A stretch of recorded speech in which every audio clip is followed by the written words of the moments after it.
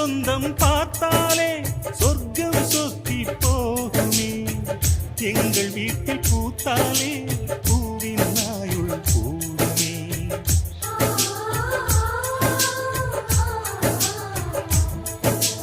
இரண்டு கண்கள் என்றாலும் பார்வை என்றும் ஒன்றுதான். உருவத்திலே தனித்தனிதான், உள்ளம் என்றும் ஒன்றுதான். ஒரு சேவல்தான் நடை காத்தது, இந்த அதிசயம் பாருங்கள். கண்ணனை வாழ்த்துங்கள்.